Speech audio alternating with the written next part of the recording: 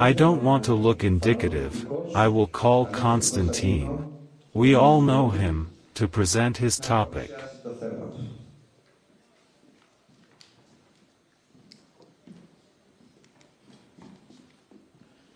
Dear friends, Christ is risen. Truly the Lord is risen. Your Excellency, I will not be able to directly translate my collection of data and facts, but suffice it to say that what Greece does is the exact opposite of what Hungary does, which is why we're gathered here, so that we can push for some reform into this. You're an example, and thank you so much for what you have brought to our consideration. I told Mr. Ambassador that I will not be able to translate immediately. It will probably be very tiring. But he should know that what I will present to you is the exact opposite of what Mr. Ambassador told us. And that the fact that he is here and is presenting us with the situation as it is in Hungary shows us, among other things, that there is the possibility for a different policy that should also inspire our own homeland. I also clarify from the beginning that I present myself before you as a journalist. As a journalist for Brussels Signal in Brussels. As a collaborator of a conservative think tank in Brussels. Publisher and director of MEA Culpa and a collaborator of the media outlet ALET and Battle 99.8 FM. So, as a journalist, I was approached by my dear friend Jonathan, a consistent and militant man, whom I thank for all his efforts. And he asked me to collect data that would give us the picture.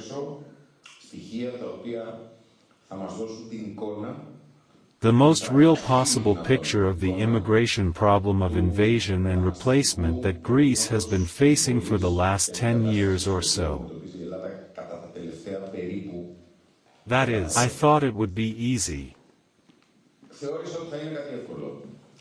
I stepped on it. I actually got in trouble, because despite journalistic experience with data, it is often difficult to access data contradictory to each other. So a note about the sources. As we are all judged in journalistic space, in which I serve, by our attachment to the truth. Even in the post-truth era in which we live, we must at least insist, from our own passion, from our own camp, that what we say is true and has validity. Therefore, the sources come from the Ministry of Immigration and Asylum, from the High Commissioner of the United Enemies Organization, Enemies. What a flounder! The United Enemies Organization or the United Nations for Refugees Organization, the UNHCR, the European Union, or rather the European Agency for Asylum, the UAA, the Ministry of Education, we gonna address education, the Eurostat, and reports by non-governmental organizations. Which, if nothing else, because what they want to do is show their funders that they manage many immigrants. They give numbers closer to what we really encounter. A reality that many times the ministries do not give us. An example, NGO, the Refuge Support Agency. However, the picture remains blurry because the records are kept and the interested parties are deprived of development. Uninvited arrivals complicate matters. I will present you with some facts that I am sure will surely shock even the most experienced of you. And the political fog, which is a purposeful fog of government narrative and mass misinformation media, distances us from the truth. So despite the difficulty, bear with me. I will give you the clearest picture I have managed to piece together. So I stand here before you with my hand on my heart to tell you the truth that the elites are hiding behind politically correct slogans. Immigration from 2015 to today is not just numbers. It is the battle for the survival of our homeland. And I will give you everything. Arrivals, returns, asylum applications, nationalities, the cost to the budget, population replacement, abuse, illegal mosques, the black economy, political hypocrisy. What is happening to our education with numbers for both real refugees and Muslim students, kids of the illegals? Why are we here today? Because Greece is in danger. In 2015, Greece began to become the garbage dump of Europe. 856,723 recorded arrivals, mainly from Syria, then 50 to 60%, also from Afghanistan and Iraq. Asylum applications, keep the number, just 13,195. Why so few asylum applications? But it was also the political choice of the non-existent government. I say many times, my dear friend, Jason, let's discuss this. That the criminal policy of deception of New Democracy Party, which was elected with a different program and does consistently the opposite, we have all encountered it before us, is based on the fact that it has given more grants. In fact, much more asylum grants, and has made fewer returns than the Syriza party's government as a whole. So, on 857,000 migrants are entered and the 13,000 are recorded as asylum applications. In 2016, with the European Union-Turkey agreement, this scrap of paper for Erdogan to use whenever he wants to invoke it. So in 2016 we have 173,450 arrivals, and precisely because of the agreement through Turkey with the European Union or through the European Union with Turkey. See it as you wish. Well, 49,875 enter the country, rounded 50,000. So 175,000 enter 50,000 asylum applications in. Sorry, I misspelled enter the country previously. Let's go to 2017. Arrivals drop even further to 36,310 and applications are approximately 60,000. 58,642. At this point, keep in mind something. Over time, as shown by the data of the Ministry of Immigration and Asylum, there are more asylum applications than arrivals. How is this possible? You clearly realize that the arrivals are much more than those that are officially recorded. And this is evident because it is not otherwise possible for us to have these types of mismatches. I repeat, 2017, the years under Syriza. Let's say 40,000 arrivals, 60,000 applications. Let's guess that there were some people left from the past. But again we see the phenomenon continuing. 2018, 50,215 arrivals. Let's say 50,000. 66,969 I will tell you later how many of them are positive. How many in the first degree? How many in the second degree? And of those who receive a negative answer, how many ultimately stay in Greece? There must finally be, and thanks to this Greek branch of the American Republican Party, a real report on the issue of immigration. And if it is the duty of ours to do it today, glory be to God, so be it. We must have a reference report. 2019, the government of deception takes over. We have 74.63 arrivals. Attention! Most in the second half of the year. New Democracy took office on July 7th and around 77,000 applications.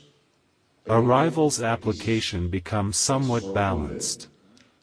In 2002, everything is limited due to the so-called pandemic. 16,000 arrivals. But look again at 40,000 applications, and in 2021. Also the second year of the so-called pandemic. 9,000 arrivals and 30,000 applications. By the way, our Ministry of Immigration Policy makes the task of documenting and parking and analyzing these elements difficult for anyone to perform. Because to find them you have to go month by month and add as with pennies in a calculator. It doesn't give you the numbers so that no one sits down to do what we are doing here today. And we move forward. In 2022, 20,000 arrivals. 40,000 applications. I'll round up from now on, so as not to bore you. And we'll go to 2023. Explosion of 50,000 arrivals. Their hands were no longer tied by the pandemic and they are following a conscious policy of population change. I will argue for this. A conscious policy of population change. 50,000 arrivals, approximately 40,000 by sea and the rest by land. With 65,000 asylum applications. 60,000 of those were first asylum applications here in Greece. Regulation of the Dublin II and III agreements. The third being the new immigration pact that the Prime Minister signed last year without protest, clearly says that any European country that wants, returns anyone this country wants, to the first country that collected an asylum requested. Therefore, when I tell you first application, you understand why it matters. 74,000 applications in 2024 with only 60,000 recorded arrivals. You understand that the mismatches continue and the recorded arrivals.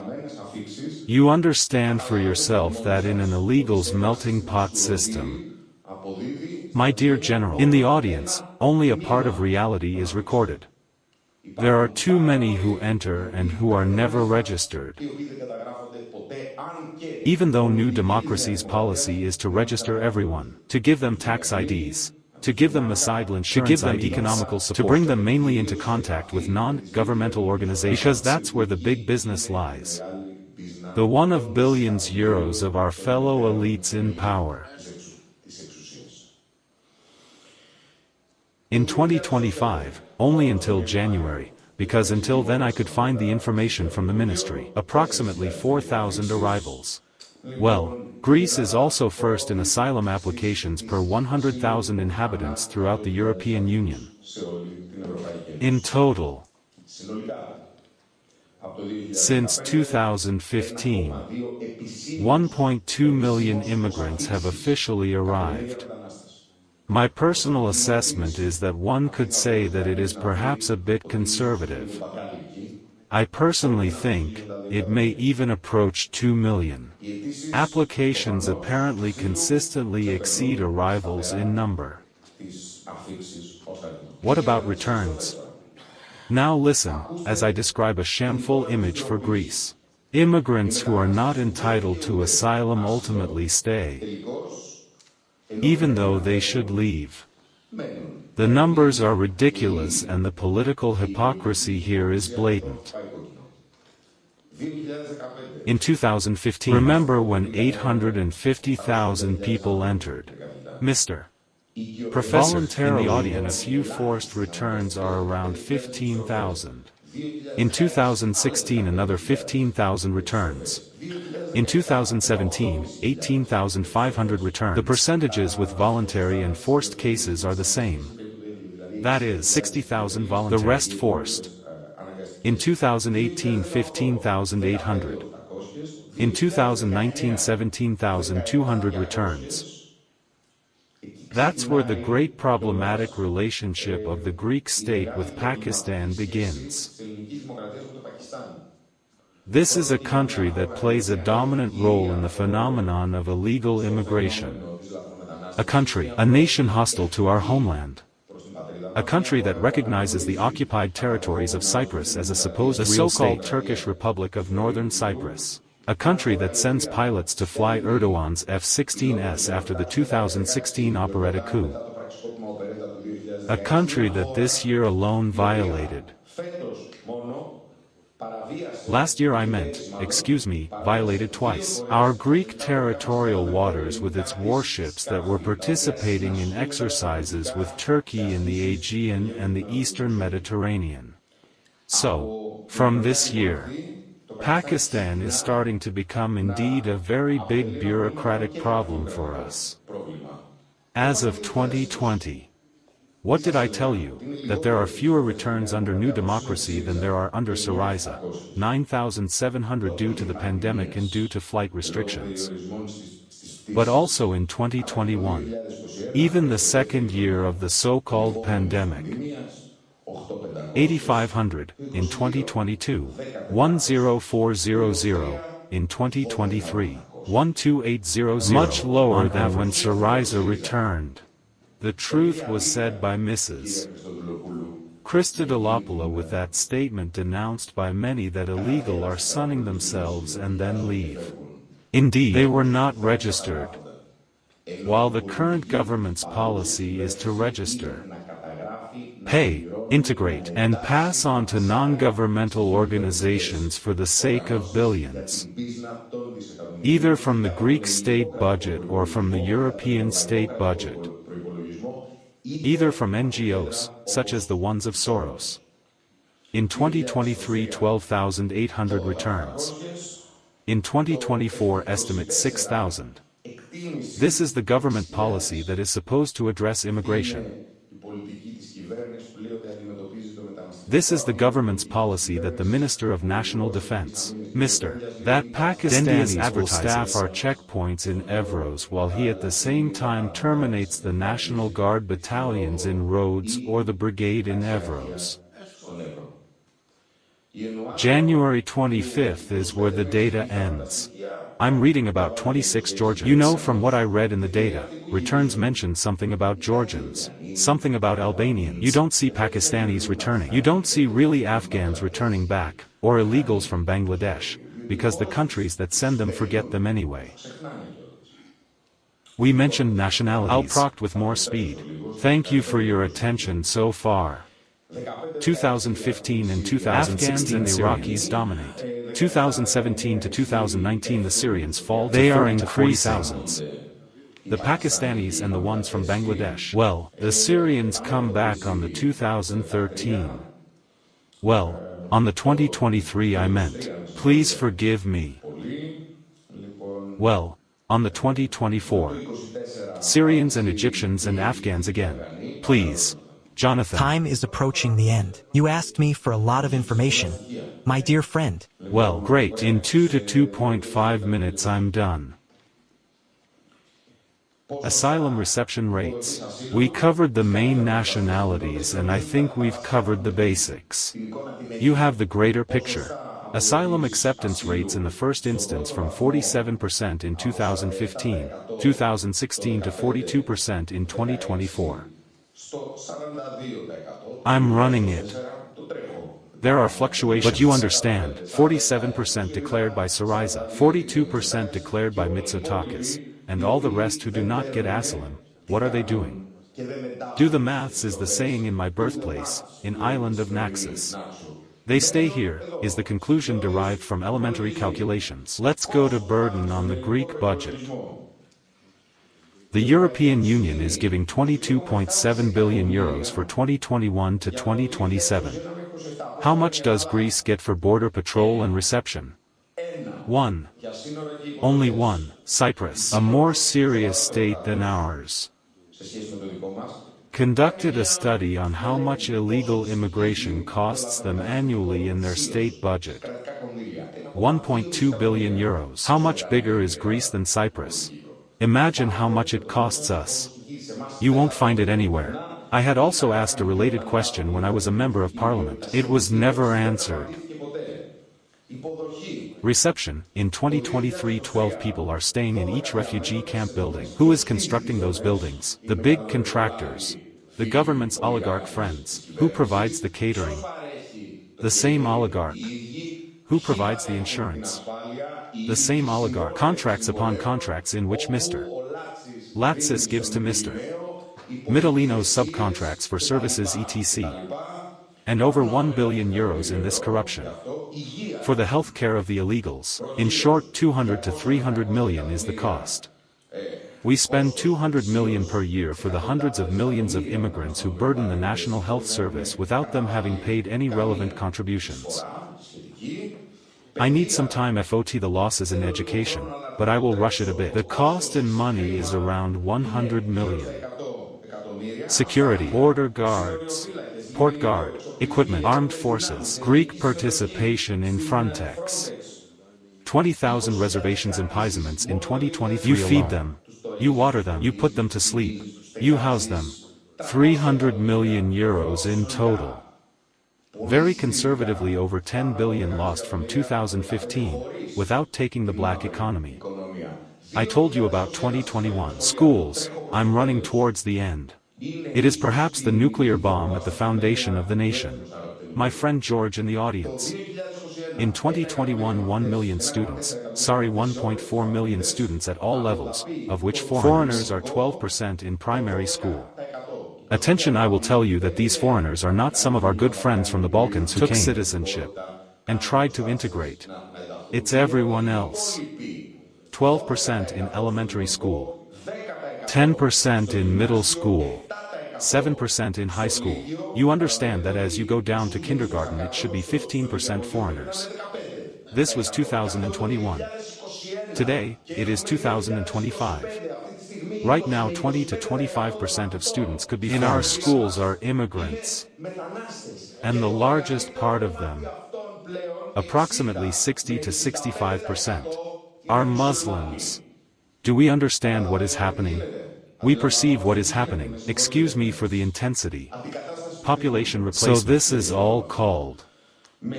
And according to government sources themselves 750,000 legals immigrants until 2023. While, the Greeks leaving. We are among the top 10 countries in the world in population loss towards abroad. Not top 10 Europe, but worldwide. We can't even talk about what the government is pretending to do and want to call naturalization. It is a demographic change. It is an invasion. To a certain extent it is Islamization. See the illegal mosques from Kypsili to Pagrati in Athens. Watch for Dawat-e-Islami, the terrorist organization that struck Indian Kashmir a few days ago. Parade in the center of Athens. My dear, you remember the flag with the zigzag, the black, the green and the yellow. As a former member of the Pakistani community, look at the hate preaches of the Muslims. We had made it a topic on meaculpa.gr, for example, about the jihadist of Crete. All of this obviously has to do with security. And we're not talking about sexual assaults on minors or the non-existent position of women in Islam. These are also seen in the refugee camps inside which remain jungles. Black economy. Pakistani immigrants work without contracts in construction, catering and cleaning. In 2012 foreigners were 9% to 11% of the workforce. Today we are at 24% of employees. Cost of 2 to 3 billion euros per year in lost taxes and contributions. Who pays? Me, you. Us Greeks. And with respect to the pennies received from the European Union. We already talked a bit about before. They also accuse us of forced entrance refusals. I would dare to say I wish they would happen. Unfortunately, they don't happen. Greece is left alone. The Allies are hiding behind their crocodile tears. I finish in a few seconds. My dear friends, since 2015, according to the data I gave you, recorded by the most official organizations that, speaking with irony, do not share our ideological and patriotic concerns. 1.2 million immigrants, with the real number being much more certainly higher. Syrians, Afghans, Pakistanis, Bangladeshis, Palestinians. 99% of Palestinians are granted asylum. Ministry of Immigration. 99% say you're Palestinian and you re-in. Over 10 billion euros lost. A cost of 2.2 billion euros. Just from the black economy alone. Our education is losing its identity. Health is failing. The population is being replaced. Abuse, illegality, mosques, crime, security is lost. And political hypocrisy says that everything is under control and we are doing well because this could be, as the poem said, a solution to our existential concerns. Even worse, that all of this is to our benefit. You are obscurantists. You are medieval remnants. You are inhumans who do not want to enrich yourself, Greek, with foreigners. We need fences, strong controls, and a government that will put Greece first. Because our homeland is neither for sale nor for concession. It is the place of our children. I address the younger children. Mr. Who I see there. I am addressing those of us who are parents. We are the last line and generation of defense. If we do not confront this invasion, it will soon be too late. Thank you very much for your thanks. Constantine. I would like to tell you that we will now take a 10-minute break and I want to draw your attention to the next panel.